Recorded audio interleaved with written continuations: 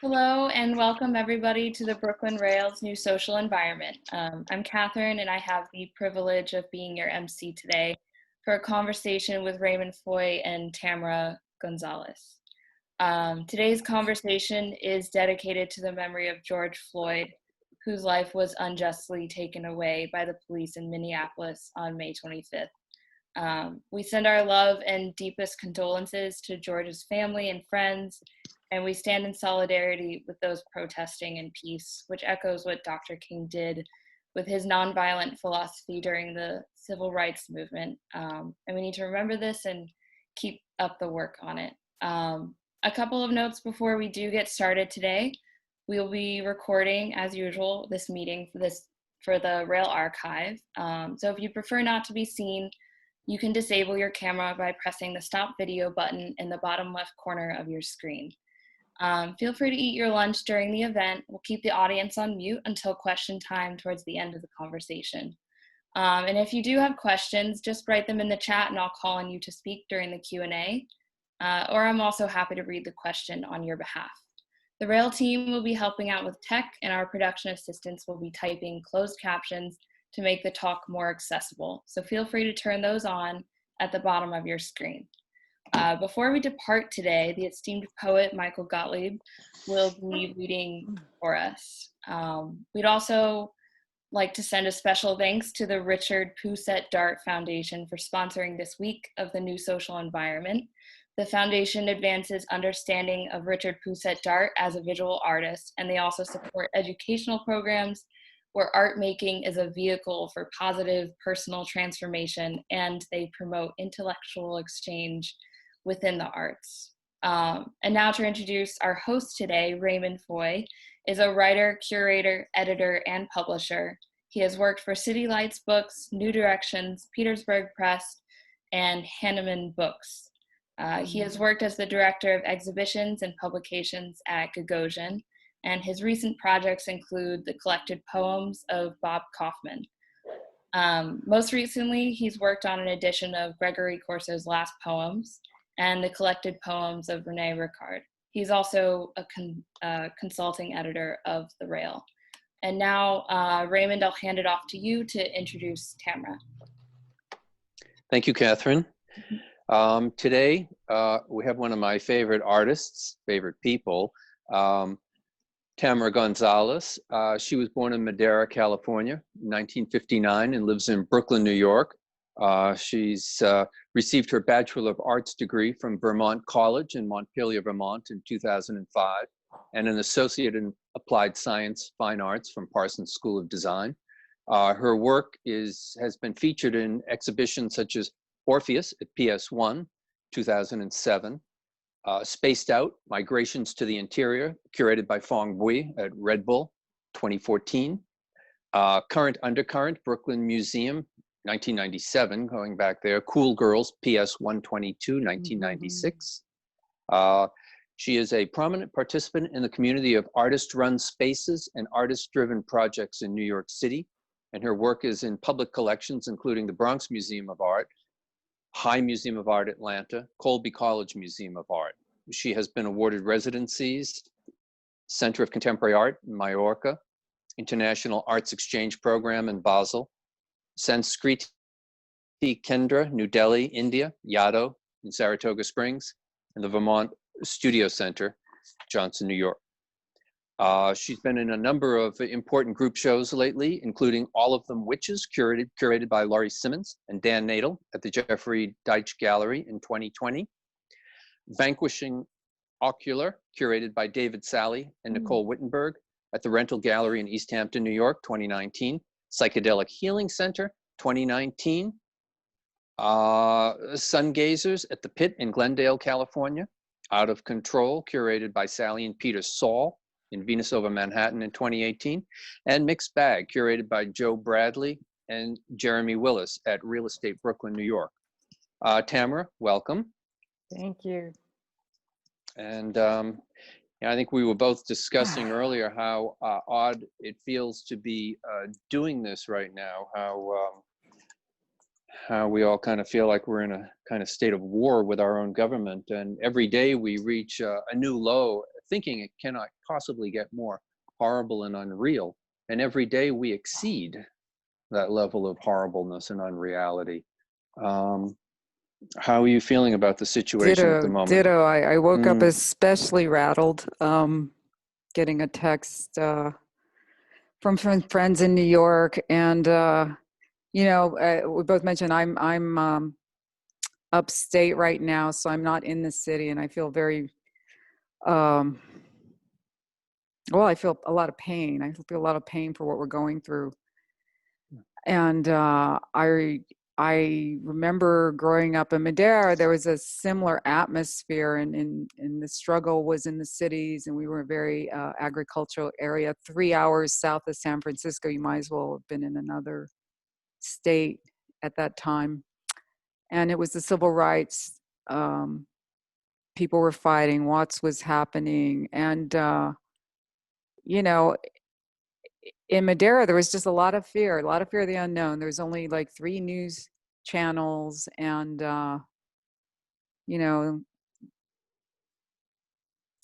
Kent State had happened. There's some familiarity to that time, and it's I want to think that those battles that were fought, that they're won forever. And just this at this stage in my life, realizing that no, these are things that in democracy you have to keep fighting for. You have to keep pushing to the forefront. People go back to sleep, or especially in a time where it's a perceived scarcity. And COVID was just like an opportunity. It's like the petri dish to see this, instead of having us come together, it's starting to just fray, and I without looking to blame, like our government's in bad shape. It's in really bad shape, and we've been looking the other way from our overconsumption for too long. It's catching up. And I feel that there's just, especially this week, there's a lot of people more qualified with the tools to articulate what I'm feeling. But I'm here to do my best, as an artist, and share experiences from my own life, in a hope, and just pray for us. Just pray for this, that the good and the strides that we've made don't get so set back. I mean, this will tie in later to our talks about the war on drugs that happened after all these doors that got open. Quickly there's a reaction, and like that this can happen again. These cycles can be repeated. Yeah, I had a strong sense of deja vu with all of this. I mean, when I was in high school, I was part of something called the Lowell Peace Action Coalition in Massachusetts. I was 16, and that was headed by John Kerry, who was 22, who had just come back from Vietnam. And, we'd go to protests. We'd have protests in Lowell. We'd go to Boston. We'd travel all around, come down to New York.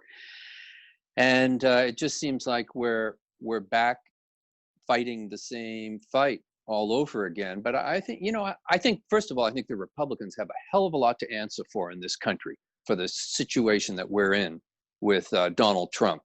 And, he's not alone. He's got 40 million voters behind him, all of whom love what he's doing. Any bad thing you can say about Donald Trump, you can pretty much say about the people who support him, because they see these traits of racism and anger and hatred and xenophobia, and they support it. They believe in it. I think that you have to keep fighting, and and the vote is very important. I remember in the late 60s and the 70s, Amiri Baraka took a strong position about voting. He said, we live in a participatory democracy. We have to vote. And he got a lot of crap from it, from the radical left. And I asked him about this once, and he said the reason why he took that position was he saw both Malcolm X and Martin Luther King 1 week before they died. And they both said to him, we have to continue to get our people out to vote.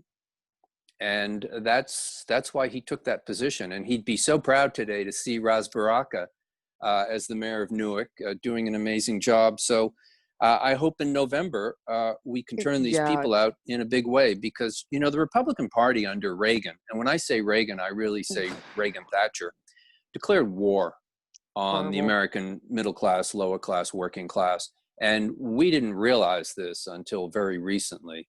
And it's time that we start fighting back. Yeah, absolutely. And, you know, there is a feeling of, oh my God, you know, there's an apathy, the system's too broken to fix. But, you know, the first step is we have to get, we cannot let another 4 years of this continue in the same exact way. If it's a lesser evil you're chewing, it's still a lesser evil, if that's right. How you feel. You know, maybe it's not the ideal Democratic candidate to please everyone. It's still, you know, important to get out there and vote against the current administration. Yeah, well, that's what Amiri Baraka said. I remember him saying, just because the person you voted for wins doesn't mean it's over. Then you continue to fight against that person. Or start, Yeah. Well, I think the Brooklyn Rail represents an important part of solidarity, community, and belief in political action wedded to aesthetics, poetry, painting, which are very strong tools and very strong pursuits. And, you know, we can't forget that. Anyway, let's dive into a little bit of your biography, Tamara. I love it when you tell stories about your mother, because she seems to be somebody who in the 1950s and 60s just walked right out of her suburban life, moved to San Francisco, and tell me a little bit about your mom, and took you with her. So tell me about your early life with your mom. Yes. Well, again, she was born in Madera, California. That's about 3 hours south of San Francisco. I was born in 1959. She was just a free spirit, just really, and paid for it, and you know, as one did in that time, for breaking the mold. Like she was. It wasn't that she didn't love my father. She was not ready at 18 to just be at home child rearing, and that's it, you know. And when they separated, she took me to San Francisco. She was very interested in the beats, Burlingame, and so we ended up in North Beach. This is a little like Haight-Ashbury really exploding. So this is like 63, 64, 65, 66. And what I say about her, I mean, she continued to really carve her own unique path, you know, as a woman. And, you know, there was a lot of pushback from her family, so much so that my grandmother forcibly took me from her when it was time for me to go to school. So I subsequently spent grade school in Madera, California, and wasn't to rejoin her in New York until like 1970, 71. What can I say about that time that I remember? She moved in with my old friend Yes, Shig Morao in North Beach, who was the Japanese-American poet and publisher, who was the manager of City Lights Bookstore, and he had a wonderful little magazine called Shig's Review. Yes. Do you remember Shig? I do remember Shig. I remember we lived upstairs. Yeah, on Grant and Green. Yeah. Or Union, yeah. And I think I even said this before, is I was introduced to sushi, you know, and as a child, I wasn't having any. But yeah, you know, my mother loved deeply, and she was truly at her core. We also lived in Oakland. I think she was working at sometimes at Bimbo's, which was a sort of gentleman's club. There was a lot going on, but we also lived in Oakland. We lived in Sausalito. We Mhm. moved around a lot. Hippies were starting to stream in. I was very aware of this counterculture coming in. I had a lot of the Fillmore East posters, which I unfortunately didn't keep. Yeah, and I went back to Madera and ended up in a very traditional Catholic school for the next 8 years. But a seed was planted that there was a big world out there. So at 13, you know, we could see there was all these like beautiful, even my grandma is as straight as she was, and she voted Republican. She was totally glued to the TV and just really wanted to, I don't know, everything should look good on the outside, you just fit in. But there was this stream of beautiful people hitchhiking up and down 99 going to Yosemite, long hair, literally flowers in their hair. And she just loved them. When we would go camping and the hippies are around, she just thought they were great. She would just have such a good time because everybody was sharing food. And the short version of this, I couldn't wait, to, on my 13th birthday was my first LSD trip. I was, just, how do I know about this? I don't even know. I don't really remember the exact steps that lead to that. But it was in the mountains. It was beautiful. It was heart opening. And it gave me a sense of like a connection in that, like what I wasn't getting from my religious upbringing, there was something missing. Even though, there may be some good parts to it, there was a real, the idea of that you live one life and there's a heaven and hell at the end of it. If you don't do, you burn forever. It just seemed like laughable. Yeah. I remember, as a kid, I was a Roman Catholic. I was an altar boy. I was actually being groomed by the priests to enter the priesthood. They were inviting me to give sermons at folk masses they were having. I was giving sermons from the altar. And then when I was like 13 or 14, I saw Jackson Pollock at the Museum of Fine Arts in Boston. And I suddenly recognized that this was the sacred that I was after. And that was the end of organized religion for me. And that's kind of the transformative power that art and psychedelics can have. One thing I want to ask about your mom was, did she have a Botanica store in New York? Was that hers? No, she had a bakery. Okay. We ended up, and this goes to her being, when we were going to talk about feminism, is really on the ground, but she started a business that I worked at, and she supported the family for many years.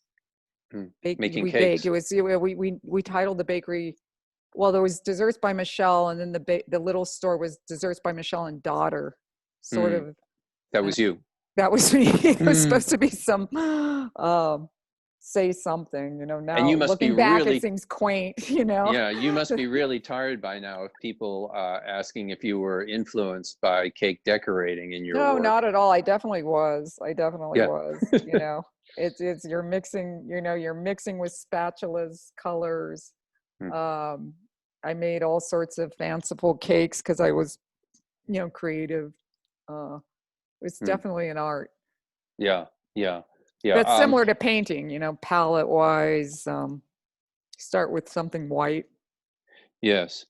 Well, I have books that show cake decorating in different countries in the world and molds, and some of these things go back, 200, 300, 400 years.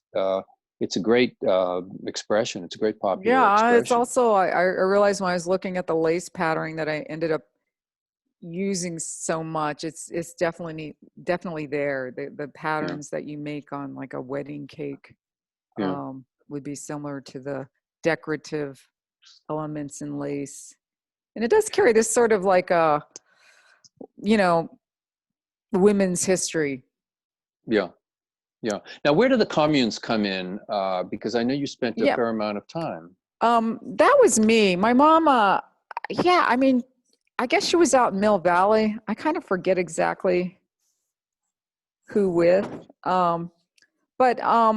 This would come into, I always got interested in yoga very early. And vegetarianism, I mean, along with this, I go back and forth. Along with this first LSD trip, I saw this big thing in the sky with many arms. And later on in life, I've looked back and said, well, maybe I saw the Jimi Hendrix cover, and that this transposed into, because that music was popular at the time. That was, album art. And maybe this transposed into the sky on this trip. But whatever it was, when I went looking around, I saw a poster of a Mahavishnu, and I was like, oh my God, that's what I saw. I'm going to go in that direction. And that led to yoga. And in 1974, 75, that yoga was synonymous with a commune or a cult. It was really the only way to learn was in the old tradition of like, you just went and lived with your teacher. Yeah. Some good, some bad. There's plenty of documentaries on the bad or the awkward. Ours was not so successful that we ran into any of the challenges of a lot of money, fame, So you've seen the whole yoga movement in America really come all the way. It's amazing. Circle. Absolutely amazing. Yeah. Because then it was really like a fringe thing, even the health benefits, the hatha yoga, the health benefits of it, was not non-existent. It was just weird. And now to see that, like, everybody's enjoying the health benefits of a hatha yoga practice, mindfulness practices,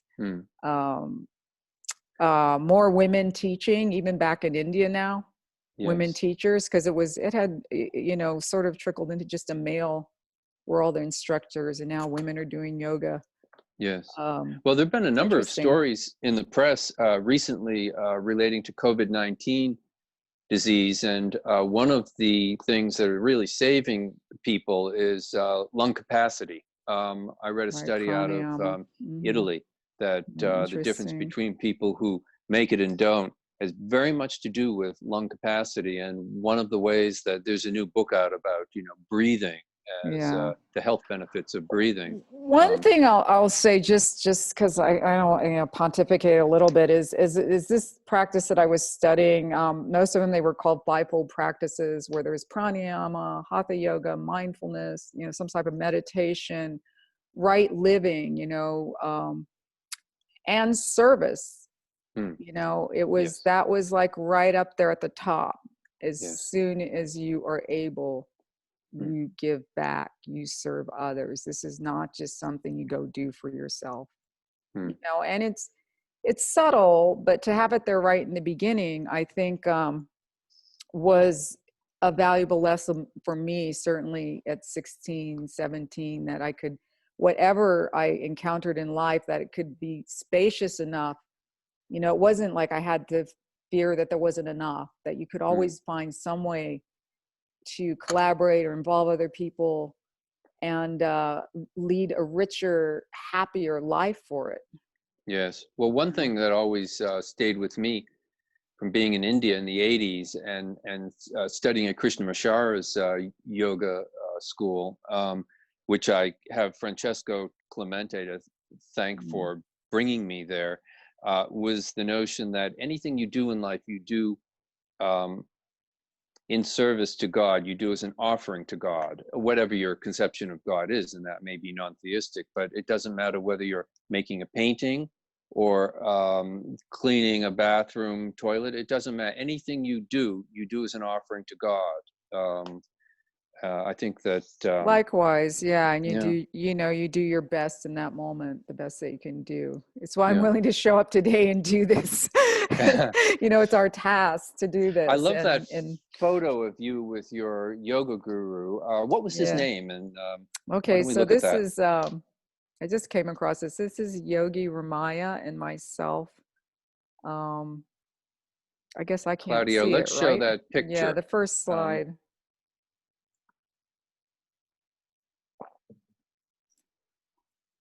And was he in California? Was he based in California? He's originally from Chennai. Uh-huh. and this was in New York on East 7th Street was the ashram. It was between Avenue A and First Avenue. So on the left there, I am 15. We dressed in white, had our hair mostly up in little top knots, as was the Kriya, is Babaji's Kriya Yoga. And that tradition is similar, same Satguru, a root guru as this Paramahansa Yogananda Self-Realization Fellowship, a little bit more accessible because he wrote Autobiography of a Yogi. Oh, one of my favorite books. Everyone should read that book. What Right. a marvelous book. And his writings are fabulous too. He's one of my very favorite gurus. Yeah. Yogananda, Autobiography of a Yogi. So Yogi Ramaya was affectionately we called him Yogi R. And, you know, the way your first introduction was to took about 12 days for different initiations in pranayama and meditation, and keeping a certain yoga schedule.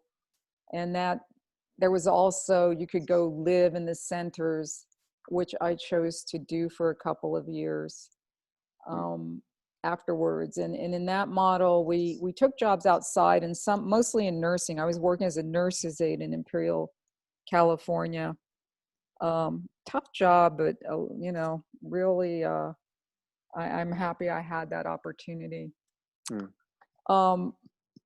And it was 8 hours of yoga, 8 hours of sleep. Actually, we usually ended up being 4. I think we were mostly on sleep fast. And then 8 hours of service a day was the model.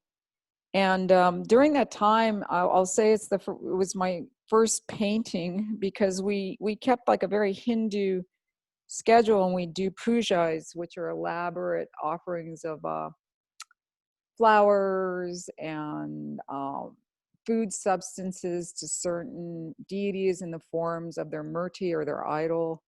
We had all these practices that were very Hindu, along with this very shamanic Siddhantam type of yoga from the South. And I say Siddhantam was different in the sense that you were really alchemists in your own body, both of your yogic techniques and herbs. You know, that was fundamental to the teaching, as opposed to just a Vedantic, you know, it's a different branch of yoga than the Vedantic tradition with the big monasteries. These were just more shamanic. Well, one reason I wanted to show this picture and talk about this isn't just because I'm interested in yoga, but because this ends up having a really profound place in your work. And, you know, for young people who are anybody who wants to be an artist, whether it's a musician or a poet or a painter, you need things to talk about. You need subject matter. You need topics to address. You need theory. And these investigations that you spent years delving into yoga and studying it very seriously come out in your work in terms of discipline, subject, and spirit. So why don't we go to the next slide and jump into the work? Just quickly before we leave this, on the right, that's me 30 years later. We had a big break, you know. I mean, these are intense, you know, sometimes you just have to get away from teachers like this, but I love them, you know, but we had a big break. And one of the things we used to do, you can see that stick, was we would spend 3 days to get our mantras. We'd fast, build this big fire, and somebody would there would be 4 people sitting around this fire chanting for 24 hours, you know, just to go get a mantra. It's a mantra we give away in every yoga class now, you know. Every yoga class I've ever taught, like, here's a mantra. It's kind of charming. All right, let's go into the paintings.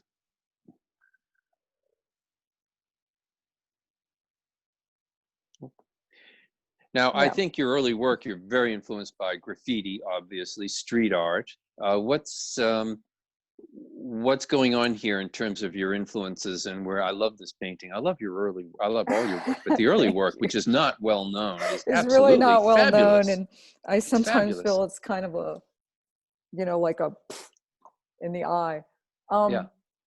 Yeah, a lot of pouring. I mean, this is black enamel. I have some piece of white enamel. All that's pouring comes from this kind of idea of puja. When I first started pouring, I put the canvas down, pour a lot of circles, a lot of yantras. There's a lot of these rays.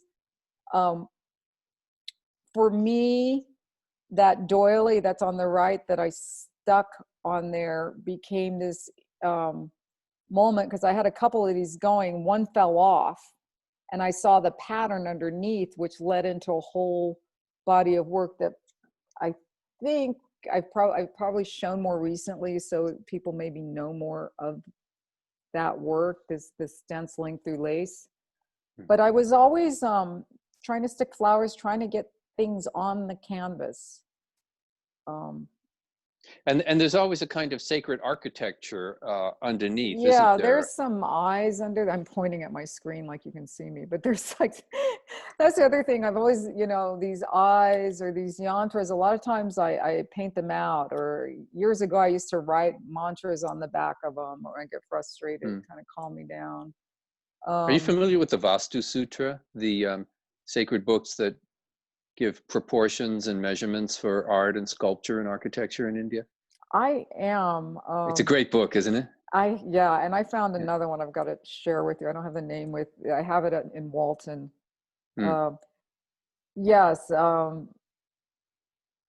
Even though I have to say, when I work, it's very intuitively. Now I'm looking at all the triangles, all the blue triangles under there, and I'm guessing there was like a Sri Yantra pattern. Which comes out of in India there's two, like, the yantra is drawn geometrically, and then in the actual statues there's also the yantra. There's almost like the mirror of us, a really abstract and then a really figurative element to each deity, and each deity supposedly has a sound. And so you can remove all that information, and it gets much more scientific about quantum physics, sound creation. Or you could go for the very lush visual object. Both are valid ways of interacting with the world. Yeah. As a footnote to this, I want to mention an interview that I had in the Rail in the May issue with Louise Landis-Levy, called Enlightened Aesthetics. And she's a Sanskrit scholar who plays music, studied with Annapurna Devi and the Degar brothers, many of the great musicians in India. And I would direct the people to that to get a little bit more information about the rasas and various sutras that relate to aesthetic experience. Why don't we look at the next picture? Let's start to run through these. Yeah, we're at the second slide. What's this? This is a glitter background and enamel paint, and I call these longhand or echolalia. Again, pouring, just movement, and this sort of with an obvious nod to Cy Twombly. Was that in it your is, mind at the it time? is, yes. Yeah, I think I love Roland Barthes' essay on Twombly, where he sits down and tries to make one. It doesn't go so well. Next picture. Okay. So we're starting to get into spray and lace here. What's happening? Yes, exactly. And this is what I was talking about, the stenciling. That was a large tablecloth. And when I was first using it, it's just revealing different parts. I like this one especially because it almost looks like a burning technique. Yes. A lot of my canvases up to this point had a couple inches thick with an additive sort of process. And this had a lot of that information, but a very ease to the surface, didn't look wrestled with so much, I just think of even a breeze, like you see something on a clothesline, just a beautiful moment. Yeah. They could be painted over a lot. Spray paint doesn't build up, like a thick oil. Let's go to the next one, Claudio. We can go through these a little bit. And the next. Definitely exploding doilies or. Yeah. Now, Okay, just Philip so Taft was important to you at one point, wasn't he? very much so. And his A ideas, criminally underrated artist, a really right, and neglected wrestling with artist. beauty. Like, you know, at Yeah, any point I was saying, you know, I could destroy these to be more contemporary in my moment. But yeah, I held back and said, you know what, I'm going to let it be pretty, yeah. you know. Well, it's a dangerous edge to walk on. I mean, the one thing that the art world really has a hard time with is decorative. I mean, that is such a pejorative in the art world. And after all, if you're a painter, you are decorating surfaces, you know. Right, and a ex-cake decorator. Mm. So just really quickly, it was just my mother's birthday. She's no longer here. This is called Summoning Stones. And, you know, I was never somebody who called my mother every day. I mean, even though we're really close, maybe we spoke once a month on the phone. But there was a ridiculous game on Facebook called Haven. My mother was a big video gamer. She had many. She was an occultist, but she ended up being a major video gamer early on, like in the, anyway. And because of, I got hooked on this game, which was, it was called Haven on Facebook, and you could multiplay. I ended up playing, I got her on it to help me win. You slayed dragons or something. And I talked to my mother every day because you could chat. And it was a year before she died, and we played this game Haven. So this Summoning Stones is the title. You would win these stones to summon these monsters to slay. This is all on Facebook. It's really kind of big procrastination tool. But it did give us a day-to-day relationship for the last year of her life, you know? Mm. It's a funny way. I guess I'm telling this story because, like, often when you're doing art, you know, or you're having some side activity that just doesn't seem so important, it can lead somewhere. Yeah, influence can come from anywhere. Let's look at the Yeah, next picture. Really beautiful pictures too. thank you. These remind me of some of the sculptures that you made. These forms here. This was a box that was used as a stencil with lace, cardboard box, and it started making its own little totemic shapes, which really grew into its own body of work. So basically, you took something out of a box and you found this cutout shape that was used to pack something. I opened up a box. Yeah. Like that would fold, that shape would on the left, they would fold back into it's a salad box. It would fold back up. I just spread it out, put the lace down. Yeah. Sprayed. Yeah. Yeah. Okay, keep going. Keep going. All right, here's something new. Sorry to go through these quickly, but Tamara has a great website, and folks can go to that to look at her work more carefully and hopefully eventually see it in person again soon. What's this here, Tamara? I love this picture. This was, we were limited in some of the slides. There was a buildup that was happening on my wall that started looking interesting. Like when I'd have a canvas and remove it, I have to be spraying around there, and there'd be all this information building up on the wall.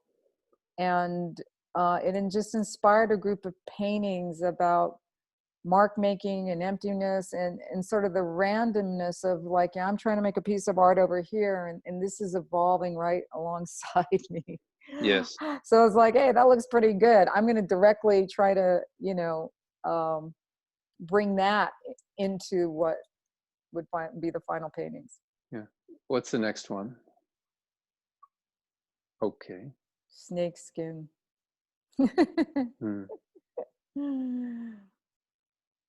Is that where we are now? All right. Well, okay, this is a group show that I curated a few years back in 2016 at Plant House Gallery in New York. And it was called Dark Star, Abstraction and Cosmos. And it included Tamara, and those are her paintings right there, 5 of them stacked. And to the right, Harry Smith drawings, and above that, Sally Webster. To the left, I just want to say thank you so much to be in the show with Harry Smith. Oh yeah, and to the left, Philip Taft, and to the far right, Brian Lucas.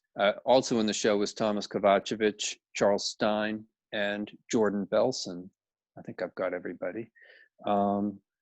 So these were small drawings on graph paper that I saw at your studio, and I asked you if you would make paintings based on them because I just love the playfulness. And let's go to the next one and see something close up. Yeah, kind of like game theory or something. What's going on there? Yeah, brain's neural activity, brain Yes. neural activity is Yeah. And what's ludus, going there's on. a phrase ludus tonalis, which is tonal games. Tonal games, beautiful. Yeah. Next one. Yeah. Yeah, Okay. I Now here love we. this hanging. Yeah. Now this is you on the left, and those are marbled paper pieces by Philip Taff on the right. So on the left, Nagas, and let's go to the next image for a close up. Now here's where the India influence is very strong. Would you say? Absolutely, Yeah. yeah. Yeah. I mean, as you know, I do a lot of things in threes, and if you were looking at it, Nagas or serpents, they have their own full mythology. In a nutshell, quickly, I can look at this, and in the middle there's that yellow spine, and so the two Nagas in this case are the Ida and the Pingala, which are very important in pranayama as a special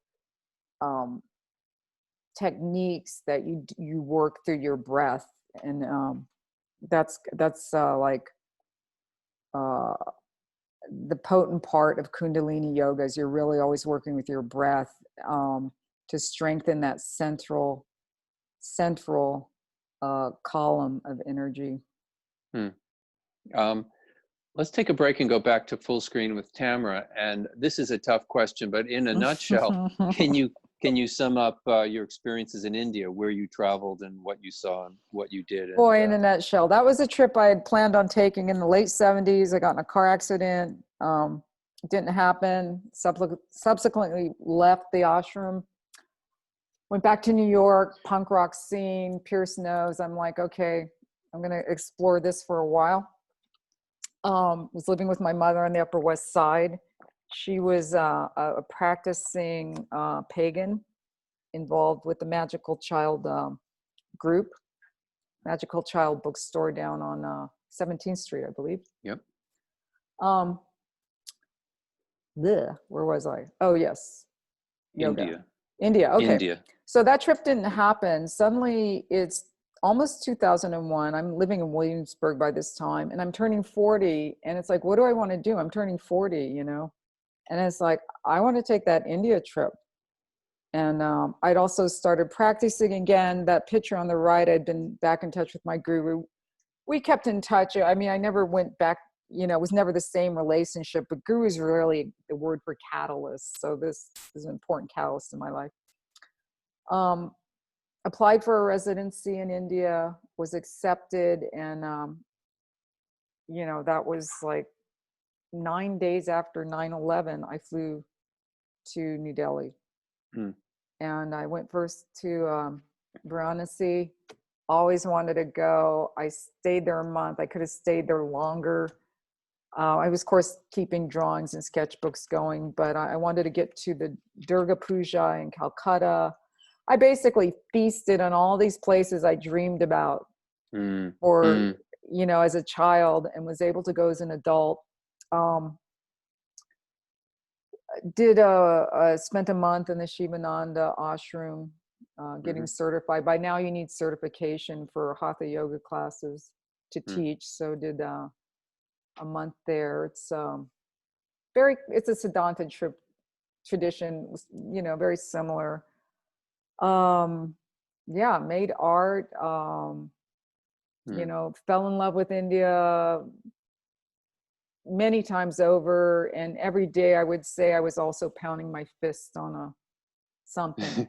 Yes. It's just so. It's amazing. Well, let's go back to the images. We're kind of running I know we're running out of time. We haven't let's go back and like look at the big some medicine, images. which is important right now. I don't want to miss that. I think there's an important message here of why I'm working with plant medicines that has to do with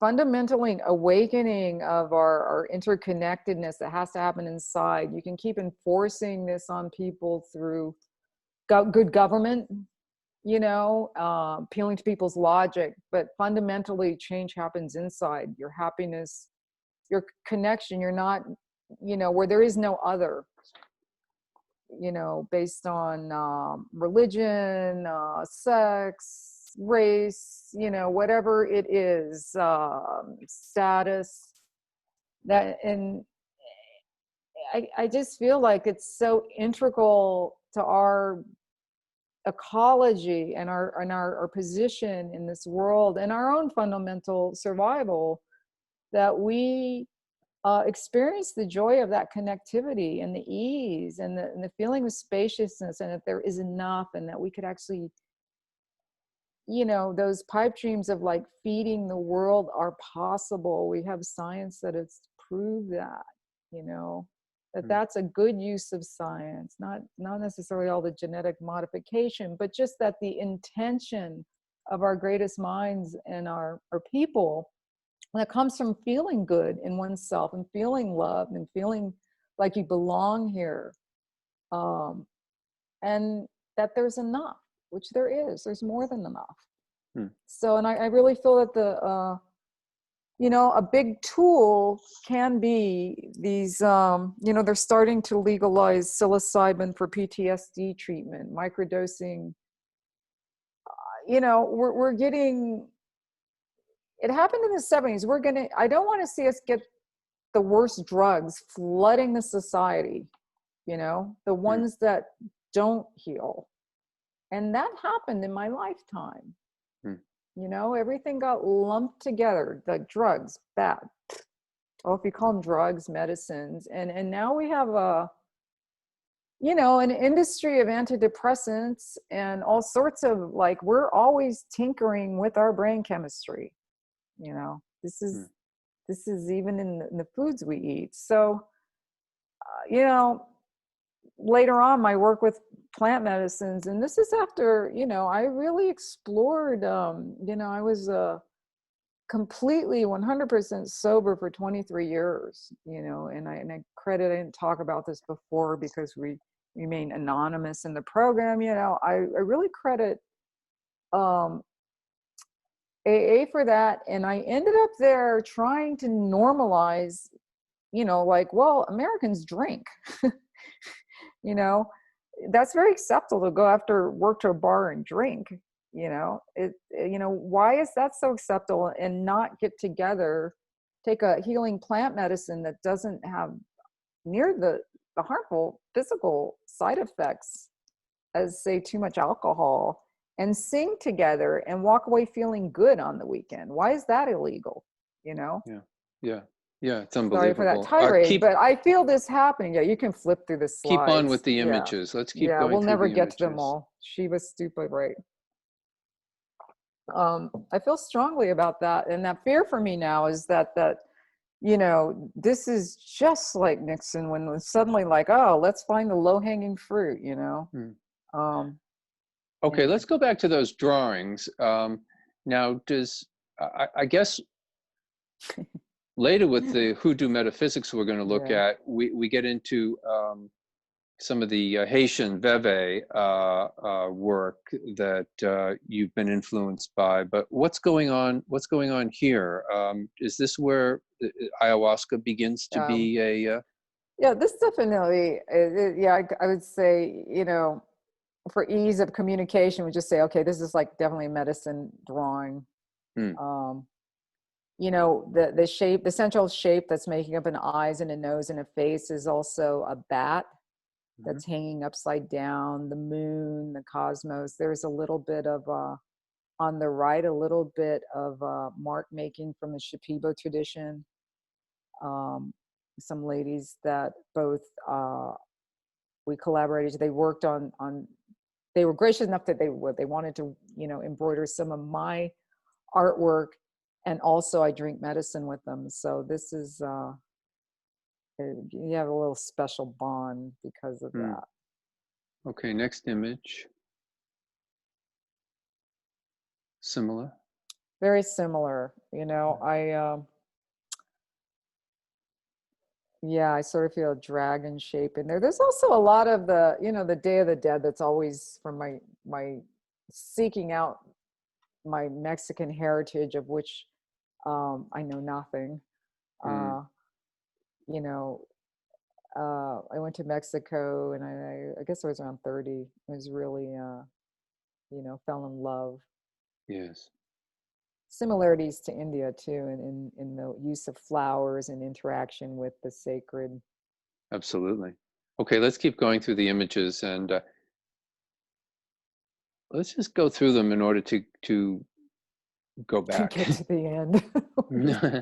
And maybe we say we edited these down to like a quarter of what we were attempting. Keep going. Now we're in a 2017 show. Yeah, and just really, really quickly, I do want to get this on record. The Bushwick around 2010, Jason Andrews, Norte Mar, that there was this really welcoming environment for art makers that did look past, like, whether you were older, younger, male, female. I mean, it was really a very different climate that allowed this work to really emerge in the way it has in the last 10 years. Yes. It's moved on. It's one of those, I wanted all of Peter's books, avant-gardening, temporary autonomous zones. It really was a temporary autonomous zone for a while. Yes, Peter Lamborn Wilson we're mentioning. Yeah. Williamsburg, I think Williamsburg gets a lot of attention and has been discussed endlessly, but the Bushwick scene was a very different one. And, it was, or at least it was where I could emerge. I loved what was happening in Williamsburg. For lots of my friends, it just wasn't my time. I didn't have it just wasn't my flavor for my work to emerge at that time. That's where you met Chris Martin, though, wasn't it? It is, yep. Yeah. It is. Tamara is married to Chris Martin, who I interviewed on Monday. And this painting was on the left is in the High Museum. Sorry, Chris is, great. Amazing. Great.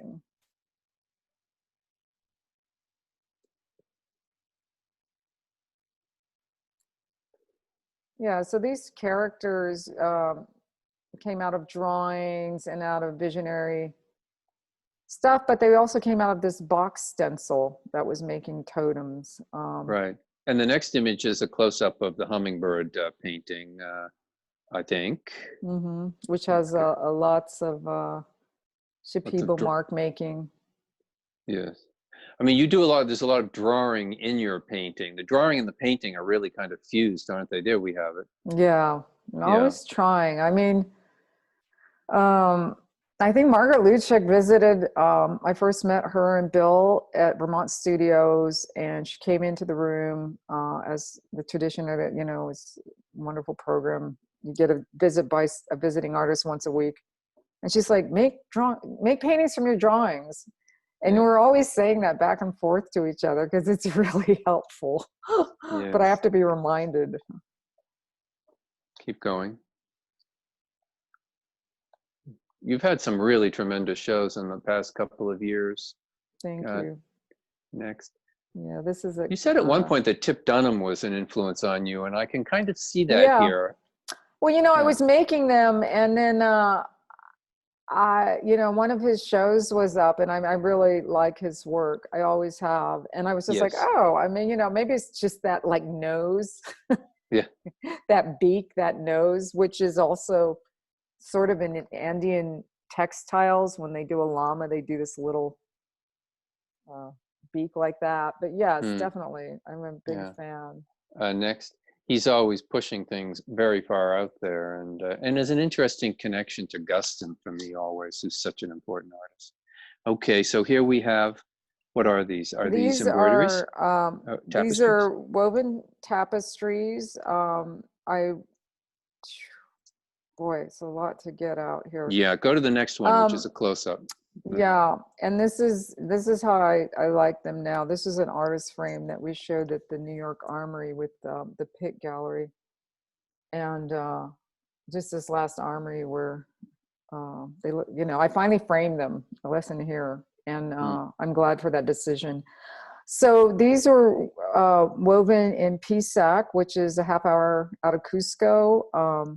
There was a school. My original intention was, wow, like if my drawings could help support this school. The original weaver was game. He then fell in love and moved to the Ukraine. So the school part didn't happen. But in the 2 years we worked together, these tapestries did. This was Do we have whispered photos to me. of that school? Do we have photos of that school? I think we do in the next Okay. slide. Keep going. All right. That's Beatrice and me. Maybe we don't. Oh, here we go. So what he's looking at, this is also one of the weavers. It's just a photo of what I would leave them. And you can see they're weaving the traditional, they're already doing some of their own art along with traditional weaving in the background. Mm-hmm. So they were game to like, yeah, we'll try, you know. I was like, just. Next But it was image. really whispered to me. I'd come down out of a hike of and walked by the school, and I was in a really amplified space because the evening before I had a very strong medicine journey, and this is a little bit of magic just to walk by the school in that moment and syncretically meet this person. It's just like, you know, make these. Yeah. Next slide is a That's picture of the Raoul school. on the right. Okay. I think we took the picture of the school out. These are Okay. studies that you give them to work from? No, these, I left them those like posters that I printed out up here. These Okay. are works on paper that I'm making constantly there. Mm-hmm. I don't think any of those got made into Do you want to tapestry. say a little bit more about these are such big subjects and we're covering them in such a cursory way.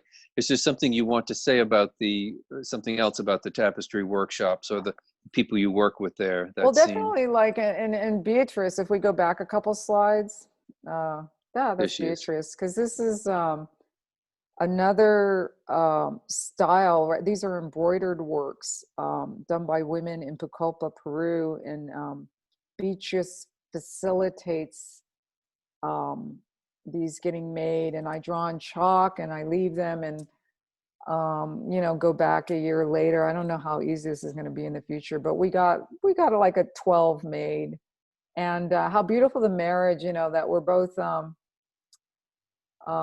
their work comes out of this medicine tradition. I'm down there as you know, a semi-tourist, but we develop a relationship, and so what I'm seeing and drawing is easily married with their embroidery. It just works so well. I mean, this was chalk. It wasn't even a picture of one of my paintings. Yeah. You know? Yeah.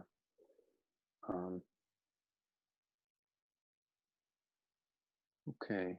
I guess one thing I wanted to say about, you know, a lot of people ask, well, what's it like you travel to a different country and you work with artists there and you're working with indigenous crafts? And some people think, well, you know, there's an element of appropriation there. But as somebody who has printed books in India and made tapestries with Clemente in Mexico and worked in Nepal and done printing in small places in Greece, I mean, I think that's the best part of travel, where you connect with people and you appreciate the work that they do, and you bring something of your own, and they get work out of it, and you get a beautiful yeah, I mean, object. I think both of us. I mean, I've got pictures of them, you know, teaching me to paint in their style.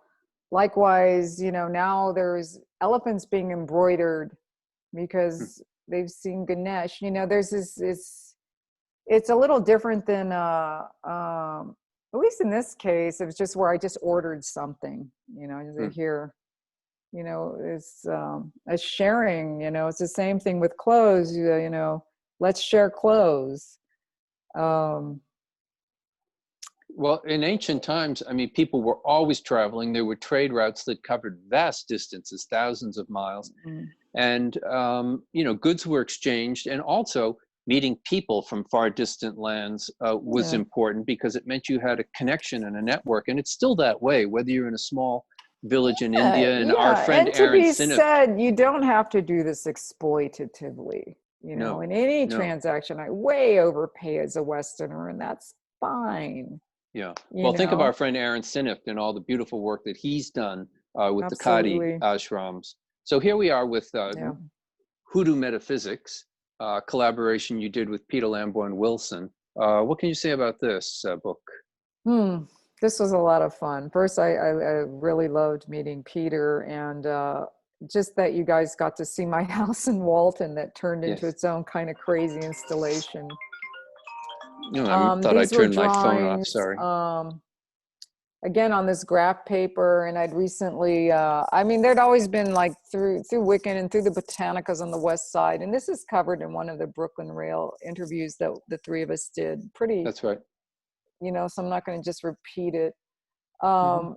But I received in a Santorian tradition these beads, which is all part of the Orisha tradition.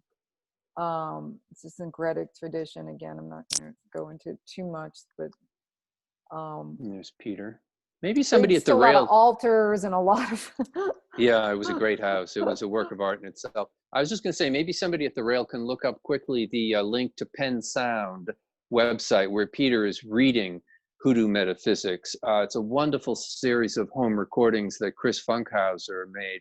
And that's one of the great resources, Penn Sound, for recorded poetry. So check that yeah, out. you know, we both love the Sufis, and I've known of Peter's work and never met him, and Yeah. so I was really excited to do the collaboration. I was really excited that he was into the art.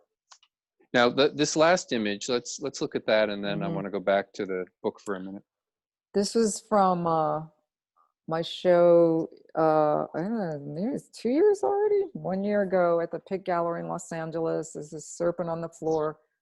Serpent is very much a Kundalini Naga energy. It's also very much in the medicine, especially in the Amazon. This is a big image that's known as, you know, ayahuasca, the ayahuasca vine, the serpent energy.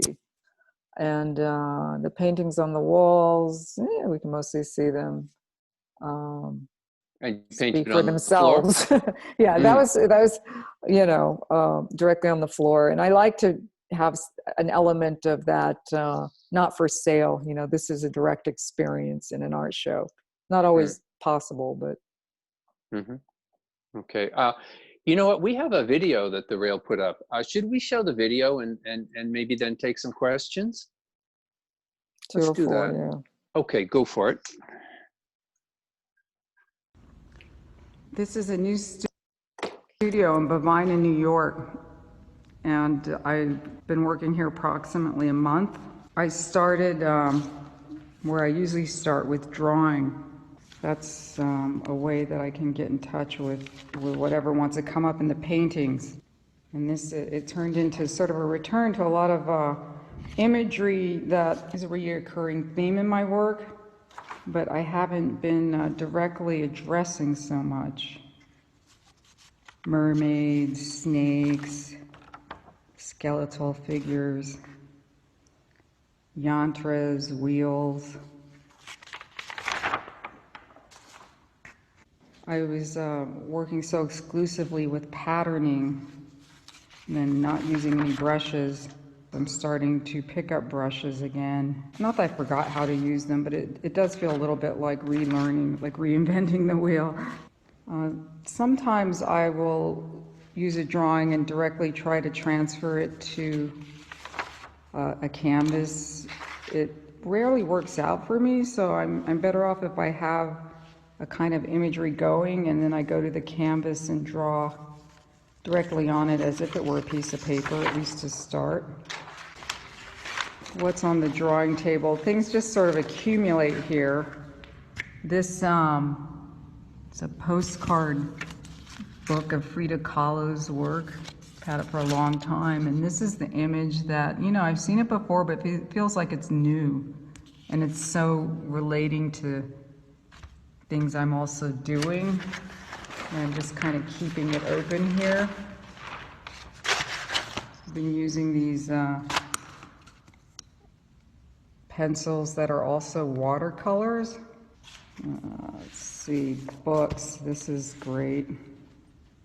You know, I open tarot cards and play around with them. I don't really do readings, but I like to go through and just check out different interpretations. I got a new deck, which is very unusual in its imagery. It's the Osho tarot deck. So it's a non-traditional, like this one, Abundance. Right? Who doesn't like that? So I just tipped the painting up. I was a little timid. I thought this would be finished, but I am pleased with the results. At least it's looking like it's done in one session, which was really important to me. I didn't want it to look labored. And I also like that what were wings are now turning into mountaintops. And so it's reminding me of the Himalayan mountains and meditators and Milarepa and sadhus, little marriage of Amazonian traditions with the East. What I've been working with is applying acrylic paint very loose, like making it almost like watercolor, and then drawing into it with the traditional pastel. And the acrylic has enough medium that it catches it, so I don't have to fix it. Between us all, I'm not sure exactly what's done. Like I will say, this is done. I don't think I can make this any better. I like that it's just looks like it could be on paper, even though it's canvas. That's just just a plain gesso background. And there's a part of me that wants to also go back in and fill it, because I got a little bit of that horror vacui kind of brain. I'm using these sponge brushes, that you get at a hardware store. There we go. This is what the paint looks like. I'm using my favorite paint is Lachenmeyer acrylic. It's made in Germany. I bought it in Switzerland. I brought as much as I could. They don't ship at this point. I brought as much as I could back with me, and I'm starting to get at the end of it. Crisis. This is one of the pieces of lace I used as a stencil repeatedly, and it came up with an image that I liked and wanted to save, and this is when I just kind of retire the piece, or I retire the lace rather, and it becomes its own finished piece. And this is what I mean about where I was not really using brushes. Yes, I used that sponge brush to lay down that orange shape figure, but then this is all spray paint through different laces, so it looks almost printed. And for a while, I really was, how much can I remove the brush? The hand, the drawing was all in the spraying. And now I find myself moving into this other territory where the imagery is coming more directly from my drawing, and this has, the patterning is also directly from drawing or blotting. This was just on ungessoed canvas, and I really like the way the paint can stain in, and it soaks in. It sits differently. Even though I haven't actually painted smiley faces since probably the late 90s. I feel like with all the texting and emojis, I kind of get that impetus out that way, but that's what happened. They just popped up. That's the great thing about painting is, I'm basically in here alone, and I can make whatever I want, and I don't even have to show anybody. So why I would feel like some sort of embarrassment of like, oh gosh, I made that. You can paint it out, erasure. I'm going to close Brooklyn Rail style by reading a poem. This is from Hoodoo Metaphysics, collaboration between myself and Peter Lamborn Wilson. The poem is Pipe. Saint Anthony of Egypt, herbalist, friend of satyrs, roams around El Monte in Cuba with his one eye one, arm one leg, smoking a big pipe. Little Anthony and the Temptations, including the rope he's patron saint of. Tree, the Bible calls it, for the healing of nations. I want to thank you, Brooklyn Rail, for this opportunity, and just give a big shout out to all the artists working in these times. We stay strong. Hopefully our work can touch other people in a good good way, and that we're all together soon. Okay, it starts again. Great little video, Wow. Tam. Who shot that? Did you shoot that? I did excerpts on my phone, and then John Capoletti at the Rail put it together. And Great. he did a super job, because it's the first time there's a lot that got edited out that really helped the video. Okay, we're going to go to questions in a minute. One thing I want to say about this author, Peter Lamborn Wilson, because he's a great friend to the Rail, to myself, and to Fong, and to so many of us, and a very important writer.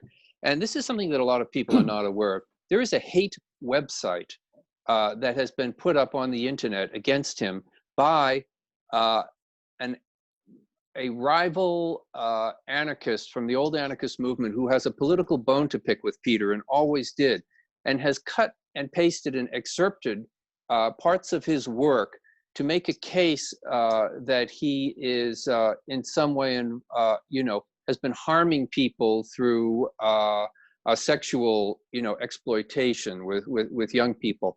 And this case, for instance, because Peter deals with homoeroticism in the classical world, because he deals with, he spent 10 years in Iran exploring heresy and classical Persian poetry. He has cut and pasted parts of his work to make a case which is completely, it's a character assassination, it's a fiction. And there has never been anybody who has ever called Peter out in any way for anything he's done. And he has told me many times, he said, I was exploring these topics intellectually the way we did in the 60s. It was about the liberation of body, word, and mind. And they've even gone so far as to Photoshop a picture of him in front of a playground. There's a professor at Yale named Christian Greer who has answered this website chapter and verse, refuted it. And you can look at Christian Greer's site about this. My message is, don't believe everything you read on the internet. There are a lot of lies out there.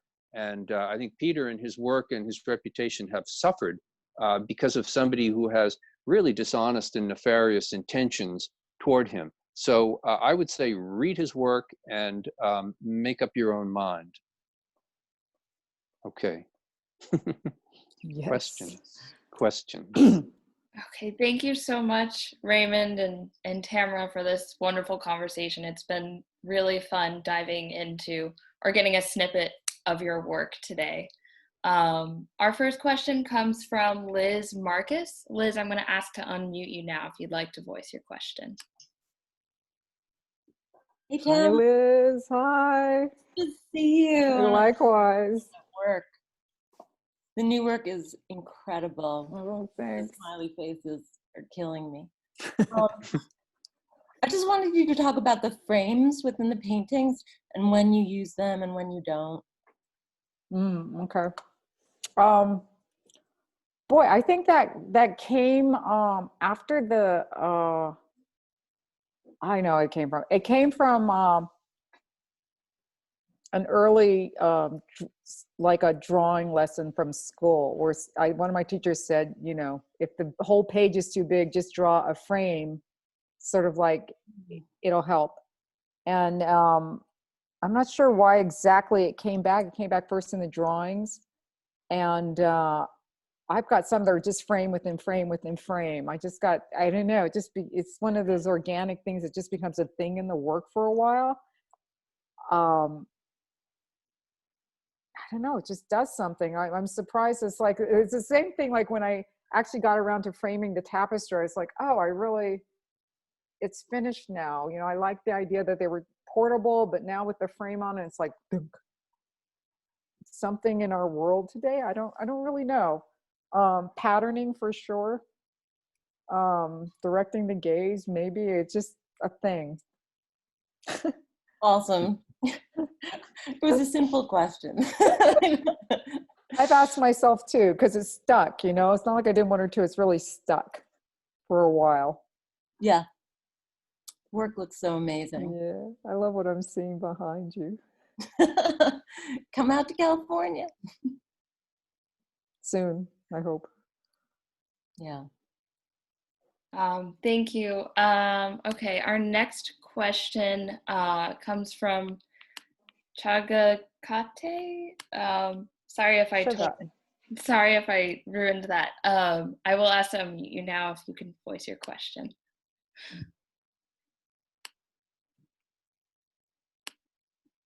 You should be unmuted now.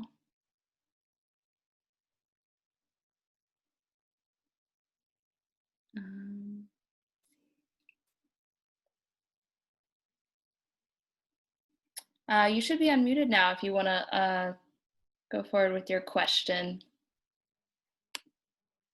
Not. Okay, so we'll come back to them. Nick Bennett has a question. Nick, if you'd like to unmute yourself. Hello, yes. Well, thank you, Tam. Thank you, Raymond. This has been such a fun conversation. I mean, I'm kind of thinking about, in a way, as a starting place, sort of talking about psychedelics and yoga. And I'm curious, kind of in looking at that earlier work too, what the role of revision plays in your work and in your process, Tam.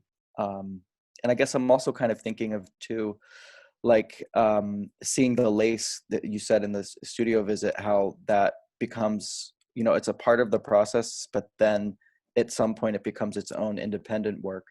And I guess I'm just curious about that process and where revision plays in that. Well, there's a ton of revision. I wish there was less. You know, it's sort of like never say never. I said I'd never be one of those artists that use tape. I ended up using tape, you know. It's what paint is good at.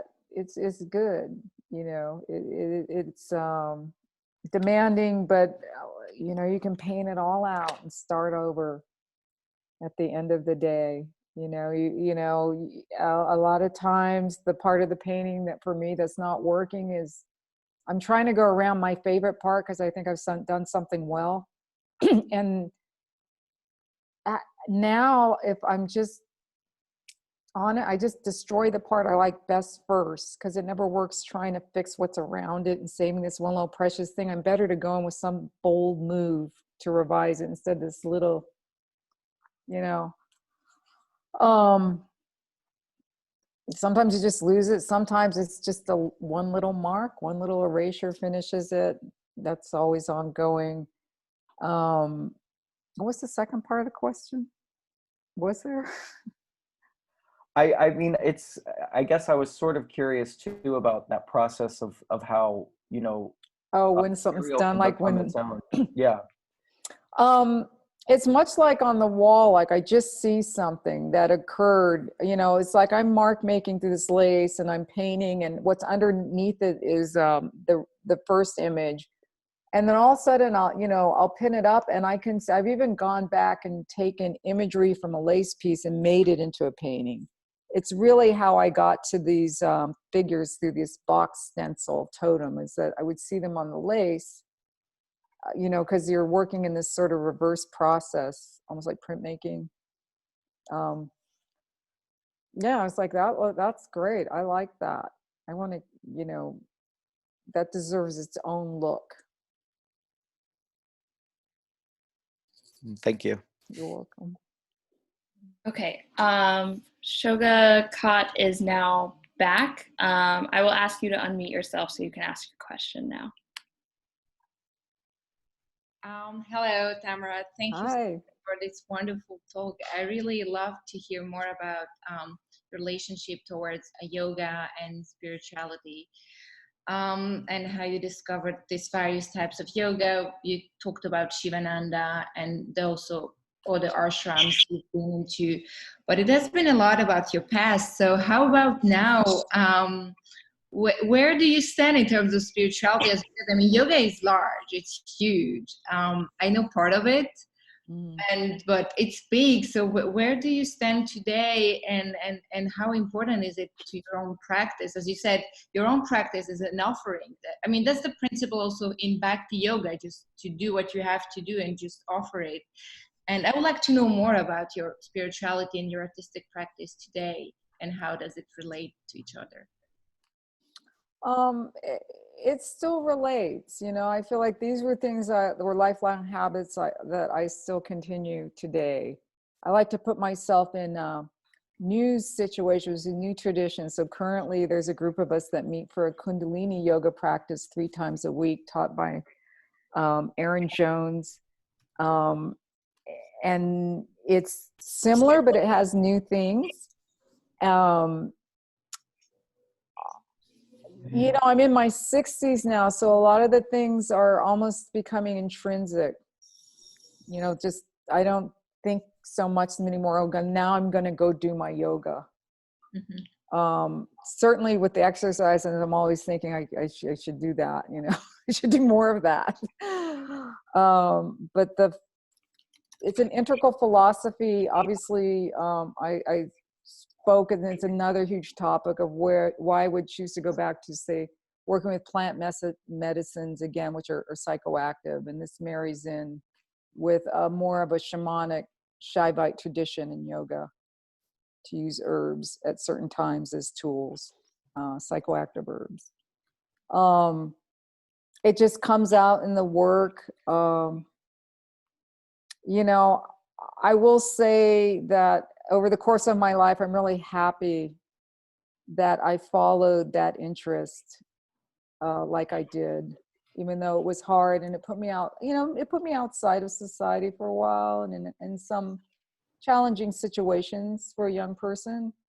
But it's been really worthwhile now to have the discipline that goes with doing a practice for 30 years. Thank you. You're welcome. Thank you so much. Okay, our next question comes from Zeb. I will unmute you now.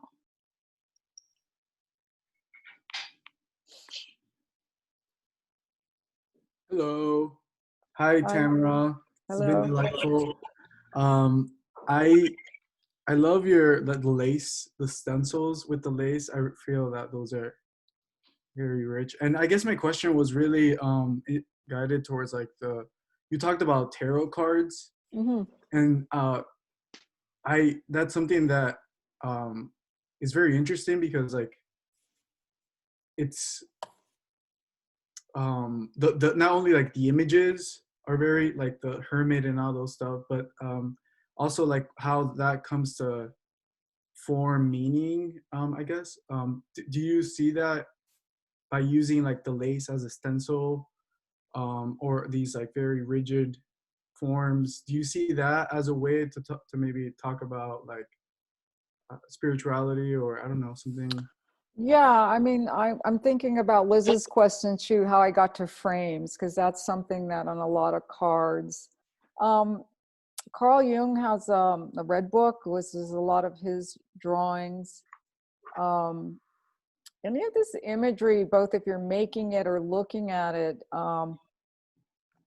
you know, and this goes with any, I think, art piece, you know, I make it, but it's what you as the viewer then experience in front of it or bring to it, and what it sets up in your own mind, your own dreams, your own, how it makes you feel.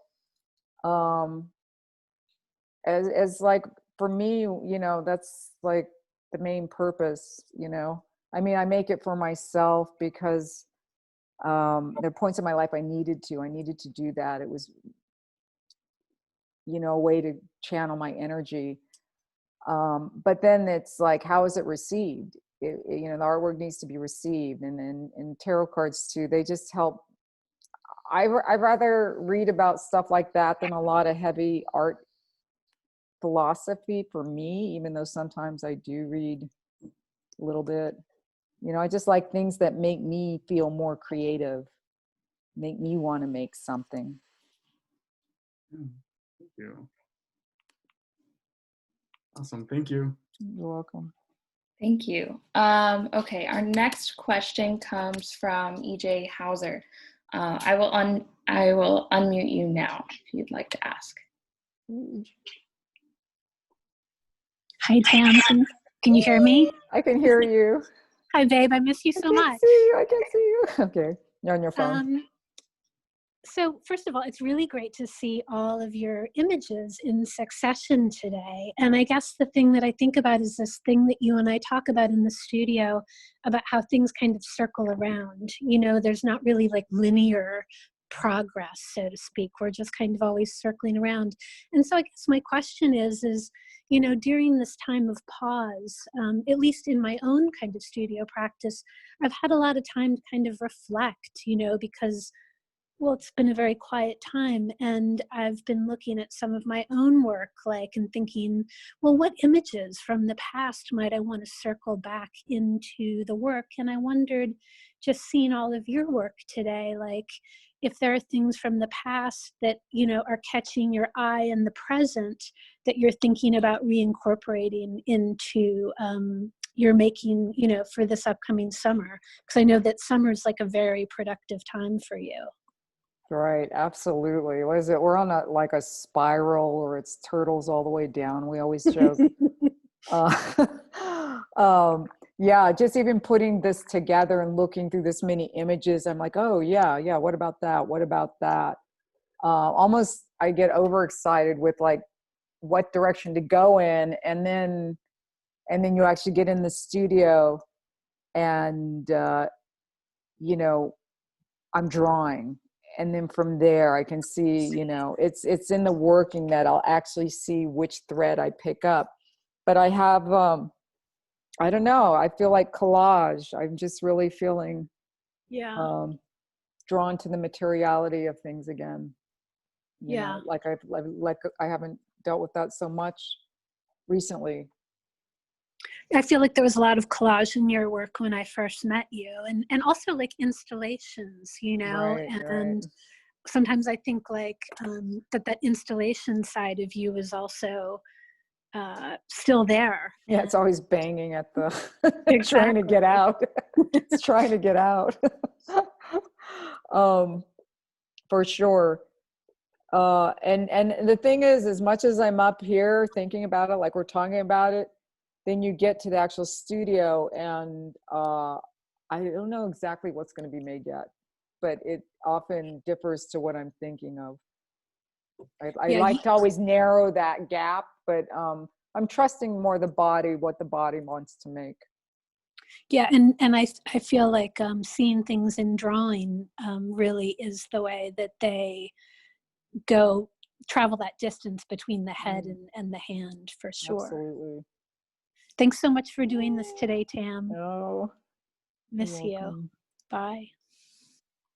Thank you, EJ, for that question. Okay, so next we will go to our publisher, Fong. Fong, you can unmute yourself. Thanks, Tam. Fong. Thanks, Raymond, for the wonderful conversation. It's not quite a question. I just want to add what Raymond had said about Peter Limbo Wilson, whose 1991 volume, small book, TAZ, Contemporary Autonomous Zone, is essentially became the most important philosophical book for the Brooklyn Rail and the Rail Q2 project, because it encourages the idea of all of creative beings to live in a kind of space in between before it gets bureaucratized, before it gets institutionalized. So the idea how to be activate in that space and perpetuate that inner freedom, almost as if in a certain time of the day where a dog can become a wolf, a sense of becoming. And it echoes one of the most important Vietnamese proverbs that my grandmother told me. When you live in a long tube, be thin. If you live in a barrel, be round. So this is a dedication to Peter, and I don't know who's the man trying to, you know, smear his reputation. It's very wrong.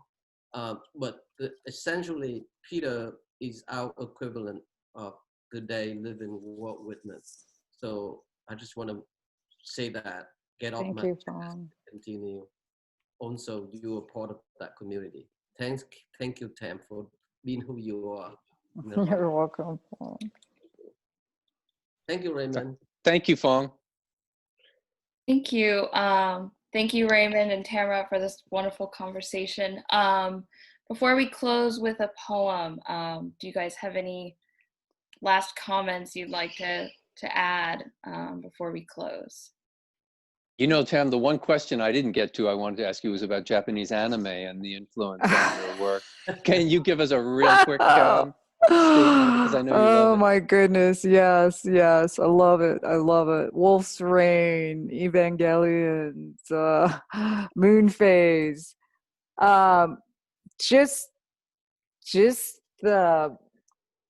again, the blend of cultures and storytelling and the palette and the cleverness that can come up in an anime. It's just also I'm thinking of Japan. Wow, yeah. Okay. Thank you so much. Yeah, both, vote again. everyone. Please. I'm heartbroken. So the Rail has a tradition of ending our lunches with a poem every day.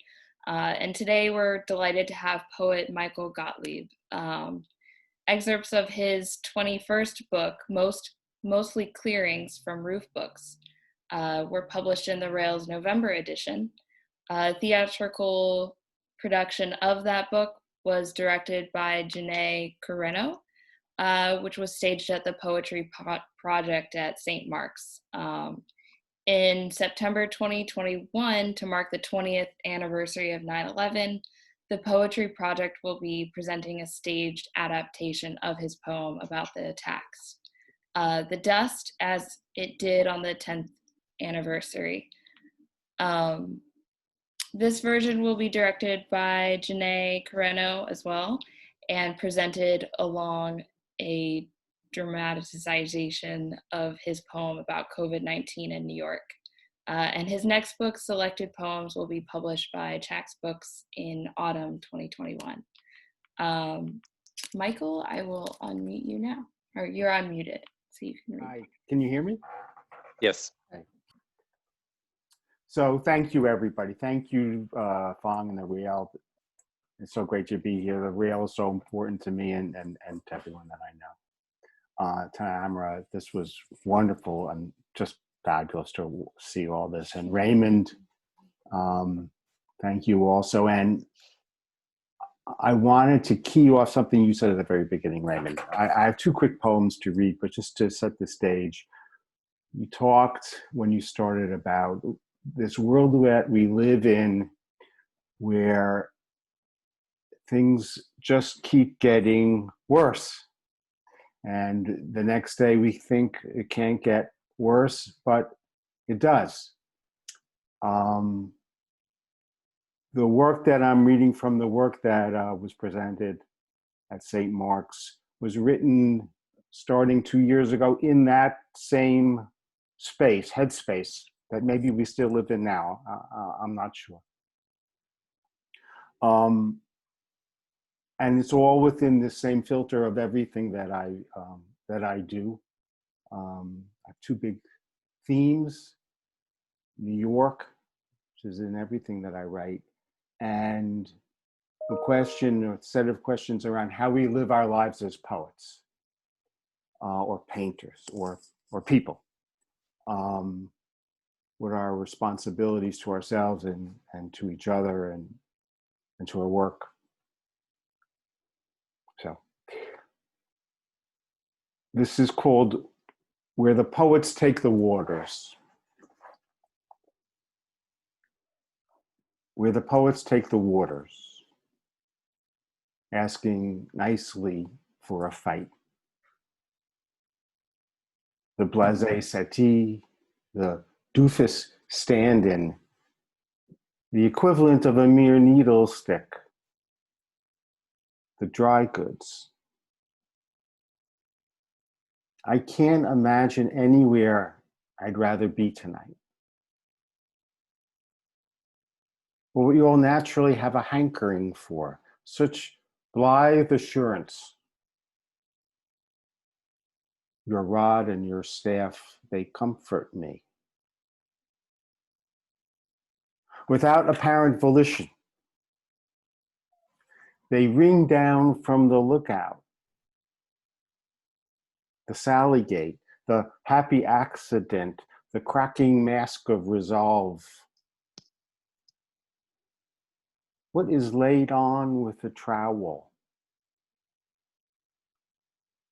Among the plantings, the towering folly. All the things you don't need to be ashamed of anymore. Standing at what we assumed was a safe distance. Surveying the so-called love nest. It was finally clear, even to intelligences such as ours, of a piece, price unconscious, drawn easily on this topic. What inevitably takes a lifetime to master, what is our highest calling, an untenanted allotment to which we bring our joint and several fortunes. A current coursing through the crowd, a caravanserai for our hopes, a victory at sea. Everyone has the goods on us. In the lighting district, the gift district, the notions district, where we learned free verse isn't free. Doing business in the beating heart of the city, under our own buttonwood tree. This is our practice, the pitch where we fetch up, making our markets. Thank you. Thank you. Thank you, Michael, for that beautiful poem. And thank you again, Raymond and Tamara, for this great conversation. Tomorrow we will have another conversation with Rikrit Tiravanija and Tomas Vu in conversation with Yassi Alipour at 1 p.m. tomorrow. So please join us. And you can unmute yourselves now if you'd like to say goodbye as you leave. Thank you, Raymond. Thank you. Oh, Thank you, Foye, it's everyone. good to see you. Tamara. Thanks, everybody. Thank you. EJ. Thanks, everyone. Thanks Thank so you, much, everybody. Tam. This was fantastic. Thank you. Thanks, Raymond. Thanks, Tim. Yeah, thanks for Michael. showing up today. It's Thanks, like, Michael. God, So much. Thank you, Shogokot. God, hello. Thank you enough.